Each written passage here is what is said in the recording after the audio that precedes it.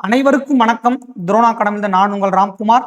இந்த வீடியோ பதிவில் என்ன தகவல் பத்தி பார்க்க போறோம்னா, புணர்ச்சி விதி. ஓகேங்களா? ஏன்னா 2 புணர்ச்சி விதியை பார்க்க போறோம். ஒன்று பூ பெயர் புணர்ச்சி, இன்னொன்று சில பல என்ற சொற்கள் இணையும் போது நடைபெறக்கூடிய புணர்ச்சியை பார்க்க போறோம். ஓகேங்களா? நம்ம தமிழ் சம்பந்தமா வீடியோ பதிவு கொடுத்துக்கிட்டு இருக்கோம். அந்த வீடியோ பதிவு தரக்கூடிய டெலகிராமுடைய சேனலுடைய லிங்க்கும், நம்ம அகாடமியுடைய அபிஷியல் டெலகிராம் சேனல் லிங்க்கும் இந்த வீடியோ பதிவு கீழே கொடுக்குறேன். விருப்பம் ஜாயின் பண்ணிட்டு படிக்க ஆரம்பிச்சிடுங்கம்மா. ஓகேங்களா? இப்போ நம்ம பண்ண போறோம் பூ பெயர் புணர்ச்சி. ஓகேங்களா?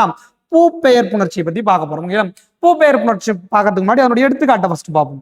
என்னங்க சார் விதியே சொல்லாத புணர்ச்சி எடுத்துக்காட்டுக்கு போயிட்டீங்க அப்படின்னு நீங்க கேட்கலாம். ஏன் அப்படின்றது பின்னாடி தெரியும். ஓகேங்களா? இப்போ பாருங்க, எடுத்துக்காட்டு தெரியுதுங்களா? இந்த இடத்துல ஃபர்ஸ்ட் பாருங்க, பூ கூட்டல் பனை. என்ன சொல்றாங்க? பூ கூட்டல் பனை. நான் சென்ற வகுப்புல நடத்தியிருந்தேன். இயல்பீறு விதியீறு. ஓகேங்களா? நிலைமொழியின் ஈறு உயிர் எழுத்தாக அமைந்து வருமொழியின் முதல் கச தபவில் ஆரம்பிக்குமானால் அங்கு சந்திப்பிழை நடிப்புல வல்லொற்று மிகும். ஓகேங்களா? வல்லினம் மிகும் என்று நான் சொல்லியிருந்தேன். என்ன சொல்லியிருந்தேன்? இப்ப அதே மாதிரி பாருங்க, இப்பு கூட்டல் ஊ. ஊ பிரியுமா? ஊ. அப்போ நிலைமொழியின் ஈர் என்ன இருக்கு? உயிர் எழுத்து இருக்கு. வருமொழியின் முதல் என்ன இருக்கு? கசதபை என்ற சொல் ஆரம்பிச்சிருக்கு. அப்ப இந்த இடத்துல என்ன மிகும்? வல்லினம் மிகும். ஓகேங்களா? அப்ப பாருங்க, உங்களுக்கு போன வகுப்புல நான் நடத்தி இருந்தேன். ஓகேங்களா? பூப்பனை. பூப்பனை என்று புணரும் அம்மா. அதுக்கப்புறம் பாருங்க, பூ கூட்டல் கொடி. ஓகேங்களா? இப்பு கூட்டல் ஊ. இப்பு கூட்டல் ஊவாம் நிலைமொழியின் ஈறு உயிர் எழுத்தாம வந்து வருமொழியின் முதல் ககர வரிசை ஆரம்பிக்கும். அந்த இடத்துல அது அதே மாதிரி என்ன வல்லொற்று மிகும். அப்போ பூக்கொடி என்னன்னு புணரும்? பூக்கொடி என்று புணரும். அதுக்கப்புறம் பாருங்க, பூ கூட்டல் தடம். பிரிக்கிறீங்க நிலைமொழிய இப்பு கூட்டல் ஊ என்று பிரியுது. நிலைமொழி ஈறு உயிர் எழுத்து வருமொழி முதல் கசதபை. அப்போ பூத்தடம். பூத்தடம். அதுக்கப்புறம் பாருங்க, அதே மாதிரிதான் இப்பு கூட்டல் ஊ சகர வருஷ சொல். அப்போ பூச்சோலை.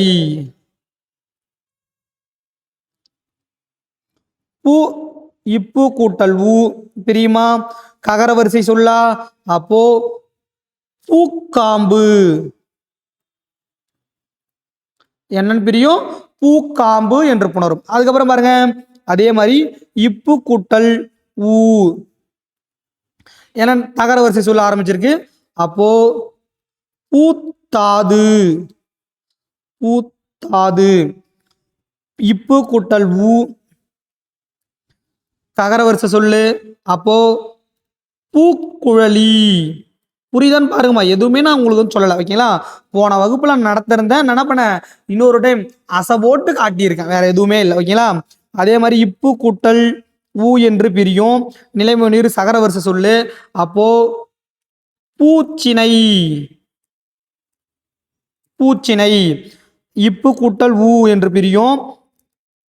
மகர வரிசை சொல்லு. நான் என்ன சொல்லியிருக்கேன்? கசதப சொல் நிலை வருமொழியில் முதல்ல வந்தா மட்டும்தான் வல்லொற்று மிகும். இது என்ன சொல்லு? மகர வரிசை சொல்லு. அப்ப என்ன ஆகுது? அப்படியே இயல்பாக புணரும். பூமாலை என்று. ஓகேங்களா? புரியுதுங்களாம்மா?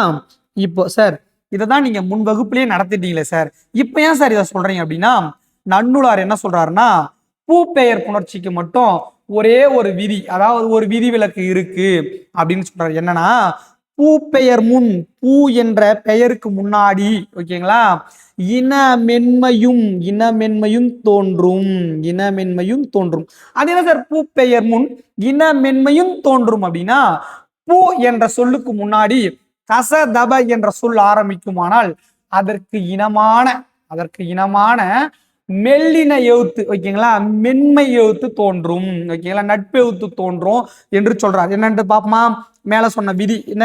எந்த நூற்பா? 200வது நூற்பால சொல்லியிருக்காரு. என்னன்னா, பூ என்னும் சொல் நிலைமொழியாய் நிற்க. பூ என்னும் சொல் நிலைமொழியாய் நிற்க வருமொழியின் முதலில் வல்லினமை. ஓகேங்களா? வல்லினமைனா அது கசதப. ஆரம்பிக்குமானால் ஓகேங்களா. இப்ப நிலை முதல் பூ என்னும் சொல் நிக்குதுன்னா அந்த பூ என்னும் சொல் எப்படி பிரியும்? இப்பு கூட்டல் ஊ என்று பிரியும் உங்களுக்கு தெரியும். அப்ப இந்த இடத்துல உயிர் எழுத்து ஆரம்பிச்சிருச்சு. வரும் முதல்ல கசதப வல்லினமை கசட தப்பற என்ன வல்லின மெய் வந்து பாத்தீங்கன்னா வல்லின மெய்யில சொல்ல ஆரம்பிக்குது அப்படின்னு சொல்லிட்டாங்க ஓகேங்களா. அதை ஆரம்பிக்கும் போது அப்போ இந்த இடத்துல கசதப்ப சொல்ல ஆரம்பிக்குதா, நிலைமொழி ஈர்ல வந்து பாத்தீங்கன்னா உயிர் எழுத்திருக்கா, அந்த இடத்துல உங்களுக்கு இயல்பா என்ன தெரியும்? வல்லினம் மிகுந்து புணரும் என்று தெரியும் ஓகேங்களா. அந்த இடத்துல இயல்பீறு விதியீறு அடிப்படையில் வல்லொற்று வல்லின எழுத்து மிகுந்து புணரும் என்று தெரியும் ஓகேங்களா. இதை தான் நான் என்ன பண்ணிருக்கேன் உங்களுக்கு பிரிச்சு காட்டியிருக்கேன் ஓகேங்களா. எப்படி வல்லொற்று மிகும் அப்படின்றத நம்ம ஏற்கனவே சென்ற வகுப்புல நடந்ததை அசை போட்டு காட்டியிருக்கேன். இந்த இடத்துல அவர் சொல்றாரு நன்னூலாரு அப்படியும் புணரும், ஆனா பூப்பெயர் முன்னாடி வல்லினத்திற்கு இனமான அந்த வல்லின எழுத்திற்கு வரும் முதல்ல அதற்கு இனமான மெல்லின மெய் வரும் அப்படின்னு சொல்லியிருக்காரு. இனமான எழுத்து தோன்றும் அப்படின்னு சொல்லியிருக்காரு. எதுக்கு? பூ என்னும் எழுத்துக்கு. இப்ப நீங்க கேட்கலாம், சார் நான் வல்லினம் மிகுந்து எழுதுறதா இல்லது வல்லினத்திற்கு இனமான அந்த மெல்லின மெய்யை போட்டு மிகுந்து எழுதுறதா சார் அப்படின்னா அதற்கும் அவரே சொல்லிட்டாரு, மெல்லின எழுத்து மிகுதலே பெரு வழக்காக ஏற்றுக்கொள்ளப்படும். அப்பனா வல்லினம் மிகுந்து எழுதுறது தப்பு கிடையாது, அதுவும் கரெக்ட் தான். ஆனா நீங்க அந்த இடத்துல அந்த வல்லூற்றுக்கு இனமான மெல்லின மெய்யை போட்டு எழுதுனீங்க அப்படின்னா பெரு வழக்காக ஏற்றுக்கொள்ளப்படும். இதான் பெரு வழக்கா ஏத்துப்பாங்க அப்படின்னு சொல்லியிருக்காங்க ஓகேங்களா. இப்ப இவர் சொன்ன அந்த ரெண்டாவது இது வந்து பாத்தீங்கன்னா ரெண்டாவது ரூலை வந்து அப்ளை பண்ணி பார்ப்போமா வாங்க. உங்களுக்கு தெரியும் தமிழ்ல உயிர் எழுத்துக்கள் 12, அதுல குறிலுக்கு வந்து பாத்தீங்கன்னா குறில் எழுத்துக்கள் 5, நெடில் எழுத்துக்கள் 7 இருக்கு. குறிலுக்கு நெடிலும் நெடிலுக்கு குறிலும் இணை எழுத்துக்கள் ஓகேங்களா. அந்த இடத்துல ஐ என்ற எழுத்துக்கு ஈ என்ற எழுத்து வந்துடும் ஓகேங்களா. அவு என்ற எழுத்துக்கு ஊ என்ற எழுத்து இணை எழுத்து வந்துடும். உயிர் எழுத்து முடிஞ்சிருச்சு. மொத்தம் மெய் எழுத்துக்கள் மொத்தம் 18. அதை 3 வகையா செப்பரேட் பண்ணுவாங்க. வல்லினம் மெல்லினம் இடையினம் என்று சொல்லுவார்கள் ஓகேங்களா. இடையின எழுத்து தங்களுக்குள்ளவே ஓகேங்களா, இடையின எழுத்து தங்களுக்குள்ளவே இன எழுத்து அமைச்சுக்கோ, இன எழுத்துக்களை அமைத்துக் கொள்ளும். தங்களுக்குள்ளவே இன எழுத்துக்கள் அமைச்சுக்கோ. ஆனா வல்லினத்திற்கு மெல்லினமும் மெல்லினத்திற்கு வல்லினமும் இன எழுத்துக்கள் ஆகும் ஓகேங்களாமா. இப்ப பாருங்க வல்லின எழுத்து எது எது? க ச ட த ப ர. இந்த வல்லினத்திற்கு ஓகேங்களா இனமான எழுத்து எது? மெல்லின எழுத்து ஓகேங்களா, மெல்லின எழுத்து. அப்போ மெல்லின எழுத்து என்னது? நமன நமன. இதான் வந்து பாத்தீங்கன்னா அதற்கு இனமான என்ன எழுத்து? மெல்லின எழுத்து, இன எழுத்துக்கள் என்று சொல்லுவார்கள். தமிழ்ல வந்து பாத்தீங்கன்னா நட்பு எழுத்துக்கள் என்று சொல்லுவார்கள். வல்லினத்திற்கு மெல்லினம் ஓகேங்களா, அதான் அவங்க சொல்லியிருக்காங்க. ஏன்னா அந்த வல்லினத்திற்கு இனமான மெல்லின மெய் வரும் என்று சொல்லியிருக்காங்க. இப்ப அது மாதிரி இட்டு எதுவுமா? இப்ப பாருங்க ஒரு நிமிஷம் இதை மட்டும் அவிச்சிருவோமா, எல்லாத்தையும் எழுதியிருக்கேன் ஓகேங்களாமா. ஓகேம்மா. இப்ப பாருங்க பூ அப்படியே இருக்க போகுது ஓகேங்களா. இப்போ பா என்ற சொல் வந்திருக்கு, அதற்கு இனமான நட்பெழுத்து என்னன்னு பாக்குறீங்க. பாக்கு இனமான நட்பெழுத்து என்னது? இம் ஓகேங்களா. பூம்பனை ஓகேங்களா. அதுக்கப்புறம் வந்து பாருங்க பூ என்ற சொல் அப்படியே இருக்க போகுது ஓகேங்களா. இந்த கா ஓகேங்களா, காவுக்கு இனமான எழுத்து இங்கு பூங்கொடி ஓகேங்களா. புரியுதுங்களான்னு பாருங்க. அதுக்கப்புறம் பாருங்க அதே மாதிரி தாவுக்கு இனமான எழுத்து என்னது? இந்து பூந்தடம். அதற்கு இனமான எழுத்தை போட்டு எழுத போறீங்க அவ்வளவுதான். இப்ப பாருங்க பூஞ்சோலை,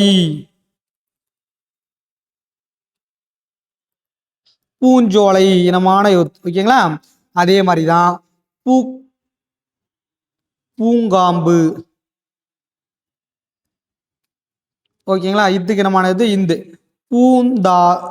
பூந்தாது, பூங்குழலி ஓகேங்களா. பூஞ்சினை ஓகேங்களா. இந்த இடத்துல பூ மாலை என்று போட்டிருக்காங்க, பூ கூட்டல் மாலை என்று போட்டிருக்காங்க. இந்த மகர சொல் வந்திருக்கு. அப்போ ககர எழுத்து அதாவது வல்லொற்று வல்லின எழுத்துக்கள் வந்து பாத்தீங்கன்னா வறுமொழி முதல்ல வந்தாதான் என்னது? ஒண்ணு அந்த வல்லின யோகத்தை மிகுந்து எழுதணும், இல்லைன்னா அதற்கு இனமான மெல்லின யோகத்தை போட்டுடணும். இது மகர வருஷ சொல் வந்திருக்கு. ஓகேங்களா? இப்போ நீங்க கேட்கலாம், சார் இது மெல்லின சொல்லா வரும்போது இது மெல்லின யோகத்து தானே சார், இதற்கு இனமான வல்லினத்தை போடக்கூடாதா அப்படின்னு நீங்க கேட்கலாம். அப்படி போட சொல்லலை. ஓகேங்களா? அவர் என்ன சொல்லியிருக்காரு, இப்பெயர் முன் இன மென்மைதான் தோன்றும். ஓகேங்களா? மெல்லின யோத்து தான் தோன்றும். ஓகேங்களா? அப்படின்னு சொல்லியிருக்காரு. மெல்லின யோத்து தான் தோன்றும். அந்த இடத்துல மெல்லின யோத்து இருக்கிறதுனால அதற்கு இனமான வல்லின யோத்தை போட்டு எழுதக்கூடாது, அப்படியே புணரும் அது. ஓகேங்களா? பூ மாலை என்று அப்படியே இயல்பாக புணரும். ஓகேங்களா? புரியுதுங்களா? இவ்வளவுதான் பூ பெயர் புணர்ச்சின்னா அவ்வளவுதான். ஓகேங்களா? பூ பெயர் புணர்ச்சின்னா என்னது, பூ என்னும் சொல் நிலைமொழியாய் நிற்க. ஓகேங்களா? வறுமொழியில வந்து கசதாப ஆரம்பித்தாலும் வல்லுற்று மிகுந்த எழுதல் வந்து இயல்பியர் விதியீர் புணர்ச்சி. ஓகேங்களா? அது கரெக்ட் தான். ஆனா நன்னூலார்னா சொல்லிருக்க, அதற்கினமான மெல்லின யோகத்தை போட்டு எழுதுங்க, அது பெரு வழக்காக ஏற்றுக்கொள்ளப்படும் அப்படின்னு சொல்லியிருக்காங்க. அப்போ இதான் பெரு வழக்காக ஏற்றுக்கொள்ளப்படும். ஓகேங்களா? அப்போ நீங்க இதை கேட்கலாம், இது தவறுங்களா ஐயா அப்படின்னா இது தவறு கிடையாது. ஓகேங்களா? இதுவும் சரிதான். ஓகேங்களா? இது அதை விட கொஞ்சம் மேன்மையா ஏற்றுக்கொள்ளப்படும். ஓகேங்களா? இப்ப பாருங்க, எப்போ மாதிரி உங்களுக்கான பயிற்சி வினாக்கள் ஸ்கிரீன்ஷாட் எடுத்துங்க. இந்த ஸ்கிரீன்ஷாட் எடுத்துட்டு என்ன பண்ணுங்க, ட்ரை பண்ணி பாருங்கம்மா. ஓகேங்களா? அதுக்கப்புறம் அடுத்தது போயிடுவோமா, சில பல. ஓகேங்களா? அதாவது பல சில அப்படின்னு பிரிச்சு சொல்லலாம். இப்படி சேர்த்து எழுதும்போது புணர்ச்சி. சார் இந்த ரெண்டு சொல்லுக்கு புணர்ச்சி இருக்கா சார்? ஆமா இருக்கு. நன்னூலார் தன்னுடைய 170வது நூற்பால இந்த ரெண்டுத்துக்கு மட்டுமே தனியா என்ன சொல்லியிருக்காரு, நூற்பா சொல்லியிருக்காரு. என்னன்னு சொல்லியிருக்காருன்னு பாப்போமா?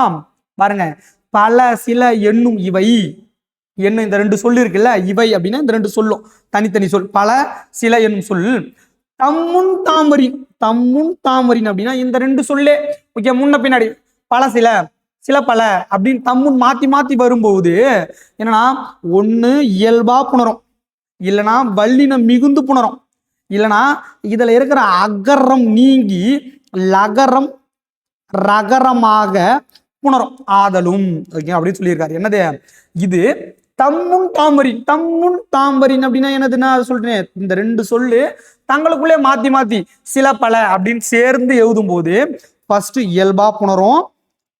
இருங்க ஒரு நிமிஷம் கலர் மாத்திக்கலாமா, தெரியல. ஓகேங்களா? இப்ப பாருங்க, இந்த சில பல என்னும் சொற்கள் இருக்கலாம், இந்த ரெண்டு இயல்பா, அதாவது இவை வந்து பாத்தீங்கன்னா தம்முன் தாமரின் இயல்பா புணரும் போது, இயல்பான என்னது, அதுக்கு வேற சொல்ல இல்ல, அதுங்களுக்குள்ளவே மாத்தி மாத்தி போட்டு புணரும் போது ஒண்ணு இயல்பா புணர்ந்துரும், இல்லைன்னா வல்லினம் மிகுந்து புணரும். மூணாவது என்னது, அகரம். அகரம் ஏக அப்படின்னா அகரம் நீங்கி அது உள்ள இருக்கக்கூடிய லகரம் ரகரமாக, லகரம் ரகரமாக ஆதலும். இந்த மூணு வகையில பின்னரும். சப்போஸ் ஒரு வழியா இந்த சில என்னும் சொல்லா கூட இல்ல பல என்னும் சொல்லோட வேறொரு சொல் வந்து சேரும் பொழுது, புரியுதான்னு பாருமா, வேறொரு சொல் வந்து சேரும் பொழுது, அதான் பிறவரின். பிறவரின் என்னது, பிற சொல், வெளியிலிருந்து ஒரு சொல், பிற பிற பிற சொல் வந்து சேரும்போது அகரம் விகற்பம் ஆகலும் உளப்பிற, அதாவது விகற்பம் அடையும் அப்படின்னு சொல்லியிருக்காரு. விகற்பத்துக்கு 2-3 விதி உள்ள இருக்கு, அதை நம்ம உள்ள போகும்போது பார்த்துக்கலாம். ஓகேங்களா? இப்ப புரியுதுங்களா? என்னன்ட்டு மேலோட்டமா வந்து நான் ஒரு நன்னூலார் சொன்ன நூற்பாவை என்னன்ட்டு விளக்க முடியுதுங்களா உங்களால? புரியுதுங்களா? அது மட்டும் போதுமா? இந்த இடத்துல இப்போ இந்த சில பல என்னும் சொற்கள் பின்வருமாறு 2 வகைகளில் புணரும். என்ன சொல்லியிருக்கேன், முதல் வகை என்ன சொல்லியிருக்கேன், ஒண்ணு தம்முன் தாம் வந்து புணரும். தம்முன்னா ஃபர்ஸ்ட் சில, ஓகேங்களா, அப்புறம் பல அப்படின்னு சேர்ந்து புணரும், இல்லைன்னா பல சில அப்படின்னு வந்து தமக்குள்ளவே மாத்தி மாத்தி புணர்ந்துவான், அப்படி வருது ஒரு புணர்ச்சி. இன்னொன்னு சில என்னும் சொல் முதல்ல நின்று, ஓகேங்களா, வேறொரு சொல் பின்னாடி வந்து நிற்கும், இல்ல பல என்னும் சொல் முன்ன நின்று அதுக்கப்புறம் வேறொரு சொல் பின்னாடி வந்து நிற்கும். இந்த மாதிரி வந்து பாத்தீங்கன்னா நம்ம அந்த சொற்கள் வேறொரு சொற்கள் வறுமொழியா வந்து சேரும் பொழுது, ஓகேங்களா, தம்முன் பிறவந்து புணர்தல், தம்முன் பிறவந்து புணர்தல் அப்படின்னு வரும்போது 2 வகையில மாற்றம் நடக்குது. ஓகேங்களா?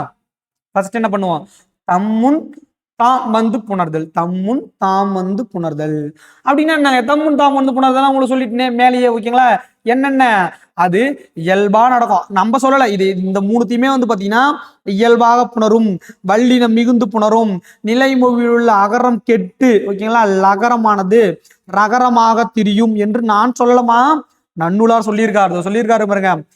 170வது நூற்பால் என்னன்னா, பல சில என்னும் இவை தாமுன் தாமரின் இயல்பும் மிகலும் அகரம் ஏக லகரம் ரகரமாதலும் அப்படின்னு அவர் சொல்லியிருக்காரு. அதான் என்ன பண்ணியிருக்கேன் உங்களுக்கு புரியுற மாதிரி பிரிச்சு காட்டியிருக்கேன். என்னன்னா, தம்முன் தாமுன் சில பல என்னும் சொற்கள் அவங்களுக்குள்ளவே நிலைமொழி வருமொழியாக அமையும் போது இயல்பாக புணரும், வல்லினம் மிகுந்து புணரும், ஓகேங்களா. நிலைமொழி ஈற்றில் உள்ள அகரம் கெட எஞ்சி நிற்கக்கூடிய லகரமானது ரகரமாக திரியும். ஐயா கொஞ்சம் குழம்புற மாதிரி இருக்கு ஐயா அப்படின்னு தோணுதுங்களா? அப்படிலாம் ஒருபோதும் கலங்காதீங்க மாணவர்களே, ரொம்ப எளிமையா போலாம். இப்ப பின்னாடி பாருங்க. ஃபர்ஸ்ட் என்னது? இயல்பா புணரும். அப்போ இயல்பான என்னது? அப்படியே பல பல சில சில இயல்பா புணர்ந்துரும். ஓகேங்களா. இப்போ இந்த இடத்துல இப்படி யோசிச்சு பாருங்க. இயல்பா புணர்னு அவர் சொல்லிட்டாரு. இந்த சொல்ல நம்ம இயல்பீர் விதியர்ல நிறுத்தி பாருங்க. அப்போ இந்த இடம் சொல்லி எப்படி பிரியும்? நிலைமொழியை பிரிச்சுன்னா இல்லு கூட்டல் ஆ என்று பிரியும். ஓகேங்களா. கரெக்டா? இல்லு கூட்டல் ஆ என்று பிரியுமா? நிலைமொழியின் ஈறு உயிர் எழுத்தாக அமைந்து வருமொழியின் முதல் கசதபவியில் ஆரம்பிக்குமானால் இயல்பீர் விதியர்ல என்ன சொல்லியிருக்கான்? வல்லொற்று மிகும். அததான் அவங்க பிரிச்சு சொல்லியிருக்காங்க. வேற எதுவுமே இல்லை. இந்த இந்த புணர்ச்சியை வெளியே கொடுத்து கேட்டாலும் என்ன பண்ணிருப்போம்? அப்படி யோசிச்சிருப்போம் அந்த இடத்துல. வல்லொற்று மிகும் தான் சில பல பல சில பல, அவ்வளவுதான், முடிஞ்சு போச்சு. ஓகேங்களா. இயல்பா புணரும், வல்லினம் மிகுந்து புணரும். இது ரெண்டுமே உங்களுக்கு தெரியும். ஓகேங்களா. இயல்பா புணர்த்து மட்டும் நான் போச்சுங்க. சில பல என்னும் சொற்கள் இயல்பாகவும் புணரும். இயல்பாக புணர்ந்தாலும் அதனுடைய பொருள் மாறாது. ஓகேங்களா. வல்லினம் மிகுந்து புணர்ந்தாலும் உங்களுக்கு எப்படின்னு தெரியும் ரூல். ஆனா மூணாவது சொல்லியிருக்காங்க பாருங்க. நிலைமொழி ஈற்றில் உள்ள அகரம். அது என்ன அகரம் அப்படின்னா, இந்த இடத்துல நிலைமொழியில் என்ன இருக்கு? லாஸ்டா அகர எழுத்து இருக்கு பாருங்க. இல்லு கூட்டலா. அகரம் கெட, அகரம் கெட்டுடுச்சுன்னா, அகரம் கெட எஞ்சி நிற்கும். எஞ்சி நிற்கிறது எது? இந்த லகரம். இந்த எஞ்சி நிற்கக்கூடிய இந்த லகரம் ரகரமாகும். என்ன சொல்லியிருக்காங்க? எஞ்சி நிற்கக்கூடிய இந்த லகரமானது ரகரமாகும். அவ்வளவுதான், அவங்க சொன்ன மாதிரியே போட்டிருங்க. ஓகேங்களா. அகரம் கெட்டுடுச்சு, மீதி எஞ்சி நிற்கக்கூடிய அந்த லகரமானது ரகரமா மாறுச்சுன்னா பற்பல. ஓகேங்களா. அதே மாதிரி இல்லு கூட்டலாம் அகரம் கெடுது, எஞ்சி நிற்கக்கூடிய இல்லானது இர்ரா மாறுது. அப்போ சிற்சில. புரியுதான்னு பாருங்க. அவ்வளவுதாமா, முடிஞ்சிருச்சு. அப்போ தம்முன் தாமரி. தம்முன் தாமரினா என்னது? அந்த நிலைமொழியாக நிற்கக்கூடிய அந்த சில பல அந்த சொற்கள். ஓகேங்களா. அது மாத்தி மாத்தி இருந்துச்சுன்னா இயல்பா புணரும், வல்லொற்று மிகுந்து புணரும், நிலைமொழி இறுதியுள்ள அகரம் கெட்டு லகரம் ரகரமாக திரியும். மாணவர்களே அவ்வளவுதான், முடிஞ்சிருச்சு. இப்ப சார் ரெண்டாவது ஒண்ணு சொன்னீங்கல்ல, என்ன சொன்னோம்? தம்முன் பிறவந்து புணர்தல். தம்முன் பிறவந்து புணர்தல் அப்படின்னா என்னது? பிற எழுத்து பிற சொல் வருமொழியா வந்து புணருமானால் எப்படின்னா அது இயல்பாக புணரும். ஓகேங்களா. நிலைமொழியின் ஈற்று அகரம் நீங்கி புணரும். நிலைமொழி ஈற்றில் இருக்கக்கூடிய அந்த அகரமானது ஓகேங்களா நீங்கி புணரும். ஏன் நிலைமொழி ஈற்று அகரம் சொல்றாங்க? அந்த சில அப்படின்னு எடுத்துக்கிட்டாலும் இல்ல பல அப்படின்னு எடுத்துக்கிட்டாலும் இல்லு கூட்டலான்னா பிரிய போகுது. அப்ப நிலைமொழி ஈற்றுல என்ன இருக்கு? அகரம். அகரம் இருக்கு. அகரம் நீங்கி புணரும். மூணாவது பாருங்க. நிலைமொழி ஈற்று அகரம் நீங்கி விகற்பமாகும். விகற்பம் என்பது சூத்திரம். ஓகேங்களா. அது என்ன சூத்திரம் இந்த இடத்துல பயன்படுது அப்படின்றத கொஞ்சம் பின்னாடி போய் பார்ப்போம். ஃபர்ஸ்ட் இயல்பா புணரும். இயல்பா புணரும் சொல்லிட்டாங்க. ஓகேங்களா. அப்ப இயல்பா புணருதுன்னா பல கலை. அப்படியே இயல்பாவும் எழுதலாம். ஓகேங்களா. பல கலை, சில நாட்கள், சில மரம். இயல்பாவும் புணரும். இன்னொன்னு என்ன சொல்லியிருக்காங்க? அகரம் நீங்கி புணரும் அப்படின்னு சொல்லியிருக்காங்க. அகரம் நீங்கி புணரும் அப்படின்னா இல்லு கூட்டல். ஓகேங்களா. இல்லு கூட்டல் ஆ அகரம் நீங்கிடுது. இல்லு கூட்டல் ஆ அகரம் நீங்கிடுது. இல்லு கூட்டல் ஆ அகரம் நீங்கிடுது. அப்ப அகரம் நீங்க தான் என்ன வரும்? பல் யாக சாலை. புரியுதான்னு பாருங்க. அவ்வளவுதான். அந்த அகரத்தை நீங்க அப்படியே எழுதுறீங்க. ஓகேங்களா. பல். ஓகேங்களா. இந்த இடத்துல ஆண்டு அப்படின்னு எழுதும் போது இந்த உடல் மேல் உயிர் வந்து என்ன பண்றோம்? ஒன்றிடும். உடல் மேல் உயிர் வந்து ஒன்றி ஓகேங்களா என்னவா போனோம்னா பல்லாண்டு. ஓகேங்களா. பல்லாண்டு என்று புணருமாம். ஓகேங்களா. அதே மாதிரி பாருங்க சில்வலை. ஓகேங்களா. சில்வலை என்று இயல்பாக புணருமாம்மா. புரியுதுங்களா? ஓகேங்களா. ஒண்ணுமே பண்ணல நான். ஓகேங்களா. இயல்பா புணர்ந்திருக்கு, அகரம் கெட்டு புணர்ந்திருக்கு. அதுக்கப்புறம் மூணாவது என்ன சொல்லியிருக்கேன்? நிலைமொழியின் ஈற்று அகரம் நீங்கி விகற்பமாக புணரும். இந்த இடத்துல விகற்பமா புணரும் அப்படின்னா உங்களுக்கு ஒரு விதி தெரிஞ்சிருக்கும். அதாவது லகர லகரம் மெய் தெரியுதல்ல, நிலைமொழியின் ஈறு ஓகேங்களா நகரமாகவோ அல்லது லகரமாகவோ முன் ஓகேங்களா அதற்கு முன்னாடி தகர வரிசையோ அல்லது நகர வரிசையோ ஓகேங்களா ஆகுமாயின் ஆகும் அப்படி வச்சுங்க ஆகுமாயின் அந்த சொற்கள் நிற்குமாயின் ஓகேங்களா நிலைமொழி ஈர்ல நகர வரிசை லகர வரிசை நின்று வருமொழியின் முதல்ல தகர வரிசையோ நகர வரிசையோ ஆறுமானால் அந்த இடத்துல ஓகேங்களா நா என்பது ஓகேங்களா இர்ராக திரியும் ஓகேங்களா நா என்பது இந்த இடத்துல ஓகேங்களா தா என்பது இர்ராக திரியும் ஓகேங்களா அதே மாதிரி இந்த லா லா அப்படின்றது ஆவுத யூத்தா என்னவும் மாறும் ஓகேங்களா இது வந்து லகர லகர மெய்த்திரிதல் ஓகேங்களா இன்னொன்று அதே மாதிரி நிலைமொழியின் ஈர்ல லகர லகர லகர லகர சொல் நின்று வருமொழியின் முதல்ல மெல்லின எழுத்துக்கள் ஓகேங்களா மெல்லின எழுத்துக்கள் வந்தா ஓகேங்களா இல்லானது இன்னாக திரியும் இல்லானது ஓகேங்களா மூணு இன்னாக திரியும் ஓகேங்களா இது விதி இது விதிமா ஓகேங்களா இது வந்து பாத்தீங்கன்னா 2 விதி இந்த விதி என்ன பண்ண போறீங்க நீங்க அப்ளை பண்ணி பார்க்க போறீங்க இதான் அந்த விகற்பம்ன்றது ஓகேங்களா இப்ப பாருங்க நிலைமொழியின் ஈட்டுல என்ன இருக்கு ஓகேங்களா ல என்ற சொல் அமைஞ்சிருக்கு வருமொழியின் முதல்ல தா வரிசை வந்திருக்கு அப்போ இந்த தா என்ற சொல் என்னவா மாறும் அப்படின்னு சொல்லியிருக்கேன் ரகர வரிசையா மாறும் அப்படின்னு சொல்லியிருக்கேன் ஓகேங்களா அப்போ இந்த இடத்துல பாருங்க பல எனும் சொல் இருக்கு அதான் கூட இந்த தா மட்டும் ரா என்ன சொல்லா மாறிடுச்சு ஓகேங்களா ராவிசை அப்படின்னு மாறிடுச்சு இந்த லா வந்து பாத்தீங்கன்னா ஆயுத யுத்தா மாறும் அப்படின்னு சொல்லியிருக்கேன் ஓகேங்களா ஓகேங்களா அப்படி வரும்போது இது எப்படி புணரும் பற்றாவிசை என்று புணரும் எதுவுமே இல்லாம எதுவுமே நீங்க குழம்ப தேவையில்லை ஓகேங்களா நிலைமொழியின் ஈரில் அகர சொல்லாகும் வருமொழியின் முதலில் தகர எழுத்து ஆரம்பிக்குமானால் இந்த தகரமானது ஓகேங்களா ரகர வரிசையாக மாறும் ஓகேங்களா இந்த லாவானது ஆயுத யுத்தா மாறும் ஓகேங்களா இந்த ஆயுத யுத்தாவும் ரகர வரிசையாக மாறி இருக்கு ஓகேங்களா அதேதான் அதுக்கு அடுத்ததும் என்னது இந்த லா என்னவா மாறப்போகுது ஆயுத யுத்தா மாறப்போகுது இந்த தா அப்படின்றது என்னது ரோ ஓகேங்களா ரகர வரிசையில ரோ என்று மாறப்போகுது ஓகேங்களா அப்ப பாருங்க பற்றோடை என்று வருமா இது வந்து கொஞ்சம் புரியல அப்படின்னா இந்த இடத்துல வந்து பாத்தீங்கன்னா நீங்க விதியை தான் ஓகேங்களா லகர லகர விதியை மனப்பாடம் பண்ணணும் இந்த இடத்துல பாருங்க அதே மாதிரி இந்த இடத்துல லகர லகர சொல் நிலைமொழியில் முடிஞ்சிருக்கு இந்த இடத்துல மெல்லின சொல்ல ஆரம்பிச்சிருக்கு ஓகேங்களா இந்த இடத்துல மெல்லின சொல்ல ஆரம்பிச்சா அது லகர லகர மெய்த்திருத்தல் இந்த இல்லானது இன்னாக மாறும் அப்போ இந்த இல்லானது இன்னாக மாறும் ஓகேங்களா பன்மலர்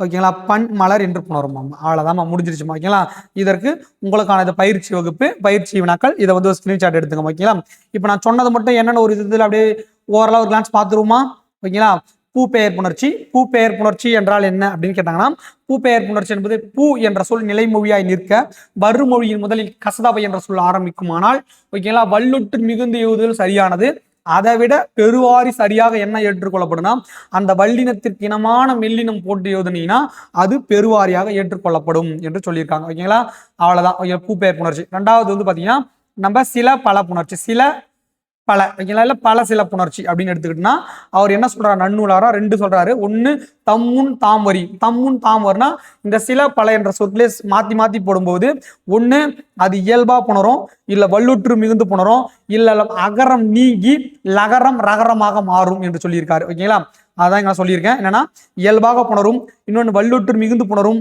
இன்னொன்று நிலைமொழியில் உள்ள அகரம் கெட்டு ஓகேங்களா லகரம் ரகரமாக திரியும் என்று சொல்லியிருக்கேன் ஓகேங்களா வேற எதுவுமே இல்லை சிம்பிளா சொல்லியிருக்கேன் அதற்கப்புறம் பாருங்க மூணாவது தம்முன் பிறவந்து புணர்தல் என்று என்னன்னா அதாவது சில பல என்ற சொற்களுக்கு முன்னாடி வேறொரு சொற்கள் வந்து புணரும் போது அது இயல்பாகவும் புணரலாம் ஓகேங்களா இந்த இடத்துல வல்லுற்று மிகுந்து புணரக்கூடாது வல்லுற்று மிகுந்து புணரலாம் இயல்பாகவும் புணரலாம் ஓகேங்களா அதே மாதிரி நிலைமொழி ஈற்று அகரம் நீங்கி புணரும் ஓகேங்களா நிலைமொழியுடைய ஈற்றுல அகரம் நீங்கி புணர்வதும் உண்டு அதே மாதிரி சில விகற்பம் அடைவதும் உண்டு ஓகேங்களா விகற்பம் அடைவது என்னன்னா லகர லகர மெய்த்தெரிதல் உங்களுக்கு வந்து பாத்தீங்கன்னா ஒரு உணர்ச்சி இருக்கு அதன் அடிப்படையில் வந்து பாத்தீங்கன்னா இந்த சொல் எல்லாமே லகரத்துல முடியறதுனால நிலைமொழி ஈறு லகரமாக இருந்து வருமொழியின் முதலில் ஓகேங்களா த ந ஆகிய வரிசையில் சொற்கள் ஆரம்பிக்குமானால் இந்த தகரமானது ரகரமாக மாறும் ஓகேங்களா இந்த இல்லானது ஆயுதமாக மாறுமா அதே மாதிரி இன்னொரு விதி லகர லகர மெய்த்தெரிதல நிலைமொழி ஈறு லகரமாக இருந்து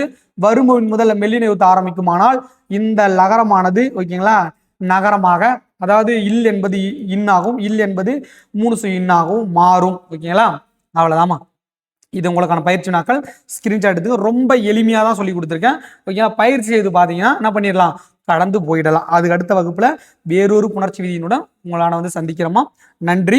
அது வரைக்கும் படித்து கொண்டிருங்கள். ஓகேங்களா, ரொம்ப காலம் வந்து பார்த்தீங்கன்னா ரொம்ப குறுகிய காலமாக ஆயிடுச்சு. ஓகேங்களா, இப்போ வந்து பார்த்தீங்கன்னா இன்னும் ஒரு 6 மாதம் மட்டும்தான் இன்னும் தேர்வுக்கு அப்படியே இருக்கு. இந்த 6 மாத காலத்துல சரியாக பயன்படுத்தினா மட்டும்தான் அதுக்கடுத்து என்ன பண்ண முடியும், வெற்றி என்ற ஒரு இலக்கு அடைய முடியும். ஓகேங்களா, நம்ம கிட்டத்தட்ட பேட்ச் போடும்போது ஒரு வருஷம் இருந்துச்சு. ஓகேங்களா, 1 இயர் இருந்துச்சு. இன்னைக்கு அப்படியே சரிபாகமாக குறைஞ்சி 6 மாசம் ஆயிடுச்சு. ஓகேங்களா, இன்னும் இருக்கக்கூடிய காலங்கள் ரொம்ப குறைஞ்சிட்டே வர ஆரம்பிச்சிடும். வேகமாக படிக்க ஆரம்பிச்சிருக்குமா. நன்றி. அடுத்த வகுப்புல வேறொரு தகவலுடன் உங்களை வந்து சந்திக்கிறோமா.